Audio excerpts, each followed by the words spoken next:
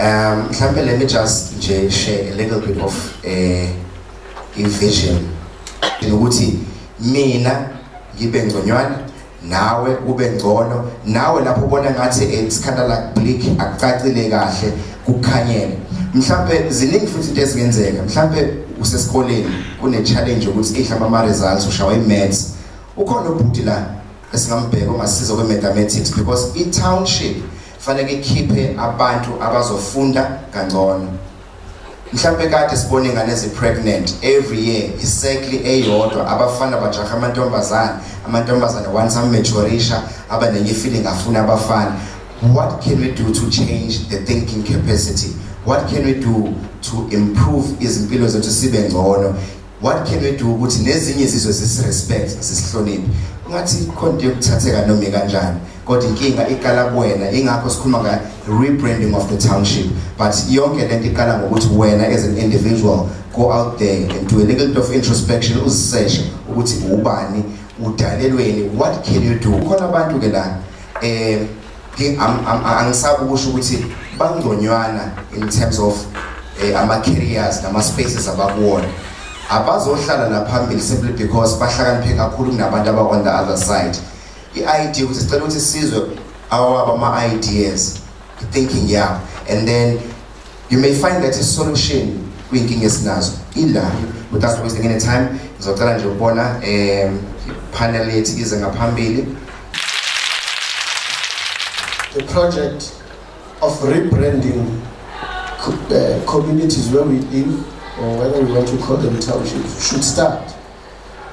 We need to infuse or create a more self-awareness, balanced and inspired social change practice. Let us not sit down and wait for change to come from somewhere else. Let's change where we are. Education. Mina njengomuntu omnyama angina imali ekhaya but into enginayo imfundo yonke ngi-investe kuyona le and uhulumeni wethu Thekwini municipality bakhuluma nge-knowledge economy. Basically mawufundile uzoba sharp meaning again ngicela sibheke indaba yokufunda angikhulumi nge-qualification siyazwana bakwethu ngikhuluma nge-exposure to izinto ezothatha indlela yakho yokucabanga ibe a level further than izona.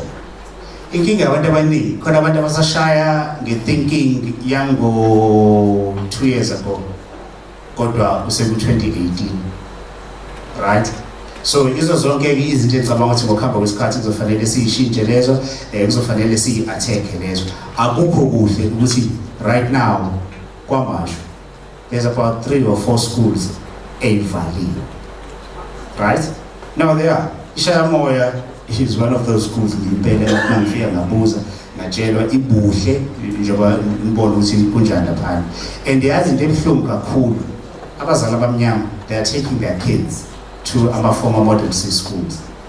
Kuma former model C schools, those schools were never designed for abantu abamnyama. They were never designed with a black child in mind. Most of the time into ezakalayo mina where I am ngidila nama cases of black parents abantu abanimali aba-right middle class abahlusha ukuthi iy'ngane zabo ingane lento ingakwazi ukukhuluma isingisi bese refer kwi-psychologist. Right now kune-system ethi black kids bavakashela kuma-psychologist and umzali ukhokha extra money. Iy'ngane zabelungu azisifundi isiZulu right so what does this mean? It means ingane yomuntu omnyama gets educated through trauma from grade R ifunda kule ikole right up until azoqeda matric. So as ingane yakho ke as we have visa when ufuna into engcono for the child meanwhile ingane goes through trauma ingane yomlungu. That's why mawufika kuma achievement boards ngizuyibona ingane zabantu abamnyama but mangase ucheck ukuthi obani aba-attenda kakhulu ama-psychologist you find ukuthi it's black kids right because khona othisha bamhlophe lapha who have no experience whatsoever in teaching black kids right ingane lento ihluphe then isiyinkinga hayi ukuthi ingane mayihlupha i-expressa ubungane bayo kodwa ingane emhlophe menza the same thing yenza ingane emnyama then we understand little Johnny is growing up says what so ke mina into engisho ukuthi ke since iy'kole zikhona those are facilities ekuzofanele sikwazi ukubheka ukuthi mhlambe singavuselela kanjani noma singawasebenzisa kanjani ekuthenini sikwazi ukuthi sicreate i-opportunity for black kids within the township ukuthi yini esingayenza ukuze imfundo yethu ibe ngconywana. Kubalulekile ukuba nesithombe sento ofuna ukuba yiyona ugayidwe yisona. Kubalulekile kakhulu. And it doesn't matter ukuthi isithombe onaso sikhulu kangakanani. Uma sibona wena shuthi wena kumele ube yilona. Awukwazi ukubona into eqondene nawe kodwa wena ucabanga ukuthi ifanele omunye umuntu. Wena nje uyibonile. Serious. It doesn't matter ukuthi ubona into enkulu kangakanani, but it means nje ubona wena you are capable of doing it. Ayekho umuntu. Because ngisho yabo kase engichazela ngevision yakhe. Nomthetho anginendaba.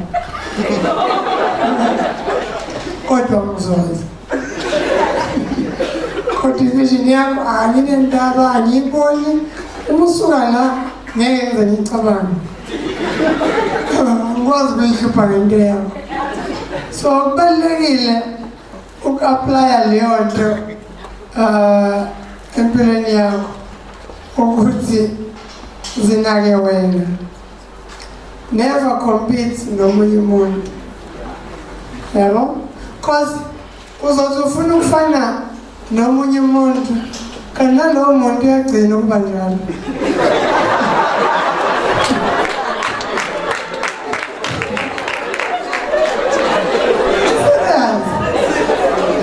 Wena ufuna ukuba njalo? Na uyagcina ukuba njalo. So uma ukompita nomuntu, it means wena ufuna ukuhleza ulandela. Ngoba fanele ulinde yena ukuthi useshintshe wayini noma uphinde ulandele lokho. Kompita nawe izolo. Ungakompita nomunye, ungamfaki nje umfaka omunye umuntu ekhanda. Why ufaka omunye umuntu ekhanda? Because umuntu nomuntu unabantu abaningi kakhulu kuye.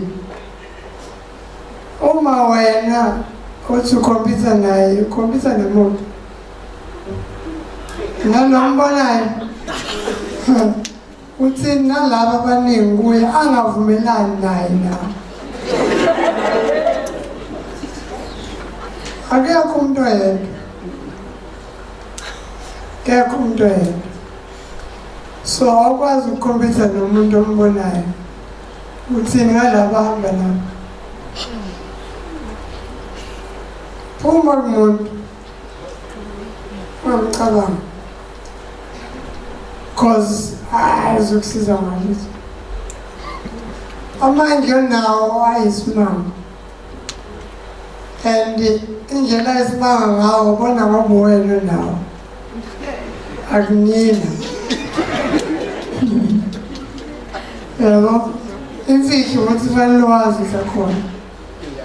I know a lot of business people who struggle with one thing. Uguti, ngagini, people will never celebrate you. They won't support you. Because babona ukuthi maybe investor kuwena when uzoba ngcono. Why should Jacinta be better? Why? Yazi kube nzima ukuthi umakhelwane akusize ngento obona kahle ukuthi is going to better the whole community. But fanele uqale uchaze ukuthi wena uzobenefita kanjani. Because it's more important ukuthi mina as Jacinta ngingahambi ngomoto right ngingahlala emzini right ngingabi ngcono nomakhelwane. So it's better ukuthi sibe equal, so I won't support you.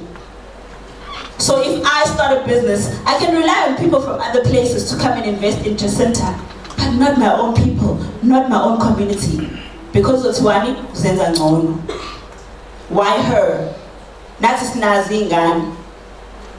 Back in the day, ingane kwakuyingane yawo wonke umuntu. Thina sashawo wonke umuntu. Wanganayo nje lento ukuthi hey uzoze kulinda uma wakho ukuthi kufike ukuthi nje ushayela ingane or wenza into ebhedayo. The whole community was your mother and your father. But we've lost all those values. You know why? Because of our own social inheritance. We have inherited izinto zamanye amazwe, zamanye ama races. Sashiya lezi zethu ngoba sibone ngazo sasiphucuzekile kakhulu. Into esiphucuzayo thina ukwenzani ukuzenza abelungu. Mina ngifundile nabelungu impela. But angisoze ngazenza umlungu. There's no satisfaction in acting like a white person. None whatsoever. And ngiyefisa ukuthi mhlambe ngithathe zonke ingane lokushini zihambe zohlala nabelungu. Khona mhlambe zobona ukuthi it's not a big deal really. Abelungu is just the skin color. They are by no means better in any way. But yet uyathusa ukubona our the way bebasaba ngakhona belungu uzothi ungena esitolo makuzothenga wena hayi kuyafanele nje aqhamuka umlungu ema uzofaka ismile sokugcina sa100 seColgate wena kade ukhona la wena indaba yakho ayingenwa. Why do we hate ourselves so much? Your own people. Ungabela ujabulela other races ubathithe kahle ubathithe like queens and kings kodwa wena abantu bakini ubathithe like they're nothing. And the worst part is, we don't even complain as black people bandla. Sisabela ukuthi abantu bazolahlekelwa umsebenzi. Umcabangele umuntu uthi athi complain ngoba uzolahlekelwa umsebenzi. But how does that benefit us? Because umuntu okhona ayiboni ngisho wrong. Akaziboni ngisho wrong. And in talking about entrepreneurship, there's a lot of learning and giving back that needs to happen. Kusakuningi esifanele sifundisane ngoma business. Ukuthi uneshisa nyama doesn't mean usifanele kugcine kuyishisa nyama ungayithathi serious ungafiki ngesikhathi ngoba phela uyiboss. Mina ngoba asifanele ngifike ngo2. Mina fanele ngifike late khona ngizobona ukuthi mina ngiphethe. Base ngiphethe futhi fanele ngithethe sonke umuntu olapha ngizobona ukuthi mina iboss. The most successful businesses, abantu ababazi ukuthi who are the owners. Yet we've got a problem. Once umuntu owner something fanele kube yena phambili. Uthi mina ngi-owner la. Ngoba we want respect so badly from other people. We want validation so badly from other people. But you'll never get satisfied as a person mawuhlezi ufuna ukuvalidate abantu. Validate yourself. We need to understand ukuthi there's a population line of 50,683 people that live in this space. 50,000 people. And below 50,000, the highest population, the highest two populations is A, which is leading. And A, Abanbakola, they are 37,471. Kwamashu. And the second, Ingasekai, what best? Second, but both those areas is on name. Meaning the population is stuffed into small areas. So now we've got imiz esakeloyon. Othi munyathela one step usuwamakelwane. Uthi bisochama ebusuku. Yaphuma inyama. That's not right. But let's maybe focus on how do we now change that? How do we now go back and say it's not okay for him to die or mom or dad with ibilisa manzi njalo ekuseni bafake indishini imiphakathi iyithela akona ukugeza lokho uyayithela uyayisula. We have now normalized. It's fine. It's okay. It's okay. Phuma na indishi siyathola emnyango boom. Guys, it's not right. And for us to be able to recognize how do we change? We need to recognize who we are as a family. Are we people that are designed to be just? Class number 50. If you're lucky, you get a tertiary education.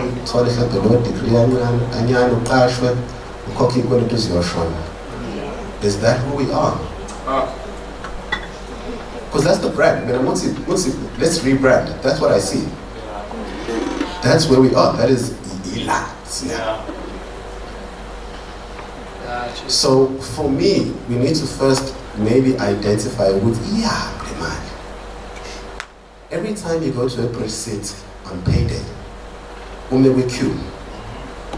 Losses over queue. In this hour, in this queue. The rest of the time she's working for free. The 3,500 is just shy within 2 hours. So that's what? 2% of the time you're working, not 98. Yeah, pretty much. 44 billion, but zero production in a location. We don't make anything, we buy. Ilonge is a gold mine. It's a gold mine. I said to do so, I yiko into Matia Kiwe Kwamashu or Emlas. How do we get to a space of where we own our own economy? It is circulated. The first thing you do, you add Mac and Bean, you add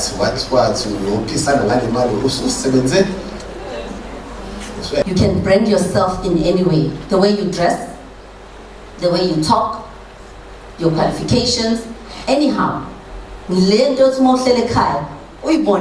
Uyiyona othi naloko ongenako kulokho ongayibranda ngakho uthi kodwa at least nginako lokho.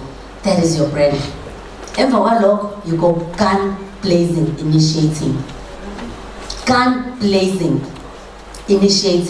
Yabo mo initiator ngoba ngase ngizazi ukuthi ngubani ngifuna ukuya on board.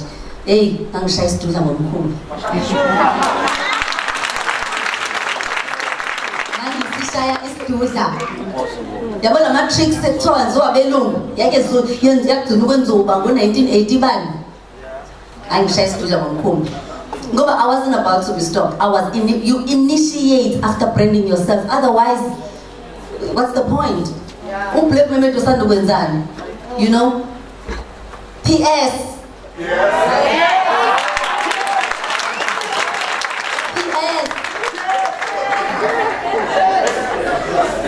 You initiate gun blazing and you don't, and it's so loud. You know, you initiate and I get vimba. I done initiating, I proved myself, I stood out. Angibanika chance yokuthi baze bangidawuthe for anything. I came back home to South Africa. 2009, I got my first license to drive a ship. Right. I strongly prefer imbuze khona la. Uma ngabe ukhona ofuna ukumbuza right now uthela uvele umqondo. Bese siyakase maphethelweni. Please. We need to transform our educations. Seeing as there's been a number of schools that have been closed, Kwamashu, which is quite concerning. I'm a person who believes that he that shapes ideas lives forever, and he that controls business runs the world. So that is why, in my pursuit of immortality, I want to be an exceptional educationalist and also a multifaceted businessman, so that I both rule the world where I live and also long live after I die in education. So when you say we need to sort of transform our schooling, I want to know how exactly can we do that from the township and into the rest of the country and possibly the world, while the education policies and the education system is essentially one and it is national. That's my question. Thank you. Education system, around the world is a mess. For one simple reason, we are teaching kids the way we were taught, and that's why you don't see Ingani progress that much. But it's a topic for another day. Basics, but if the kids cannot read, if the kids cannot count, then we have a problem. For reference, EPL's report 2016. You Google it, find it, spend time, read. Izokutshela ngokusobala ukuthi ingane ayikwazi ukufunda ngolimi lwayo. Right? So it's not just isiNgisi as such, but ulimi lwayo. So mina mhlambe into engayicela ukuthi izikole ezikhona emalokishini, they must just go back to the basics. Because I know government wethu in trying to be innovative, confuse or teach. Right? And as a result, you know what happens? Because teaching is about time as well. So all teacher, they spend a lot of time doing admin work rather than focusing on the kids. So otherwise we'll suffer. Mine is not a question. I think it's just a summary of my take from what I've heard tonight. And so I always have to write your thing. So this is what I take. Rebranding is something that you have to do in your journey to success. But the journey is not going to be easy. I think the common thread amongst everybody here is that you have problems in what you're trying to do, but you get up, you pick yourself up, you work harder. And then taking from the each one teach one theme, I think we all have a responsibility here, which is to teach our younger brothers and sisters that, number one, they must dream, but make sure that your dreams are linked somehow to your talents. Yeah. You'll get disappointed. Work very hard. You know, the best soccer players, the best golf players, Tiger Woods, the best in anything you think of, they work the hardest. They have the talent, but they also work extremely hard. And when you come across problems and challenges, that's time to rebrand. Rebrand, come back, work even harder. That's what we need to teach our brothers and sisters. And if we do that, and if each one of us does that within themselves or for themselves, we can slowly rebrand the township, rebrand our province, rebrand the country, rebrand the world. Thank you.